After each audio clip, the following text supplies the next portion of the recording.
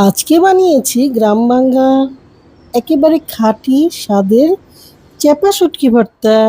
যারা শুটকি ভালোবাসেন তাদের কাছে এই ভর্তা সত্যি এক কথায় দুর্দান্ত।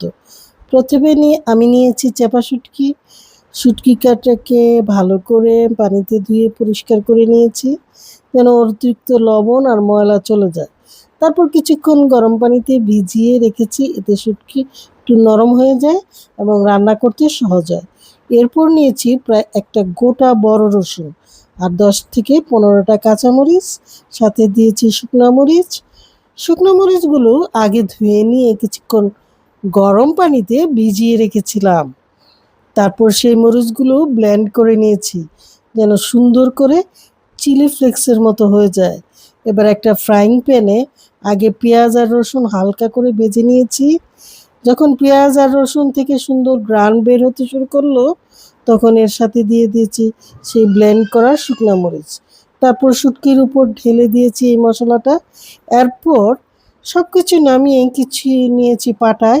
পাটায় ধীরে ধীরে বাটা শুরু করেছি। শুটকি, মরিচ, রসুন আর পেঁয়াজ সব একসাথে মিশিয়ে যখন একটা সুন্দর ঘ্রাণ ছড়াতে লাগলো, তখন বুঝলাম ভর্তাটা ঠিক মতো হচ্ছে।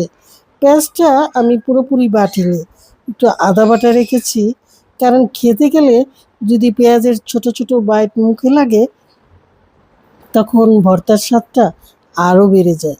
ধীরে ধীরে বাড়তে বাড়তে যখন ভর্তাটা নরম আর মসৃণ হয়ে গেল, তখন বুঝলাম এটা পরিবেশনের জন্য একদম প্রস্তুত। গরম ভাতের সাথে যদি এই চাপা শুটকি ভর্তা খান, বিশ্বাস করুন, এক প্লেট ভাত কখন যে শেষ হয়ে যাবে বুঝতেই পারবেন না। তাই বলছি, শুটকি ভর্তাটা বানিয়ে একবার দেখতে পারেন, অনুরোধ রইল। খুবই মজাদার এবং টেস্টি হয়েছে এবং খেতে খুবই সুস্বাদু হয়েছে। গ্রাম বাংলার ঘ্রাণ, ঝালমরিচের স্বাদ আর শুটকির আলাদা মজা সব মিলেই এই চ্যাপা শুটকি ভর্তা সত্যিই অসাধারণ। খেতে এত মজা হয়েছিল, বিশ্বাস করুন আপুরা ভাইয়ারা, খুবই মজা হয়েছে, খুবই টেস্টি হয়েছে। তো ভিডিওটি যদি ভালো লাগে অবশ্যই লাইক, কমেন্ট, শেয়ার করবেন এবং পাশে থাকা বেল আইকনটি বাজিয়ে দিবেন। যদি উম, ভালো মনে করেন, আমাকে ভালোবাসেন, ভিডিওটা যদি ভালো লাগে অবশ্যই চেষ্টা করবেন। ধন্যবাদ সবাইকে। আসসালামু আলাইকুম।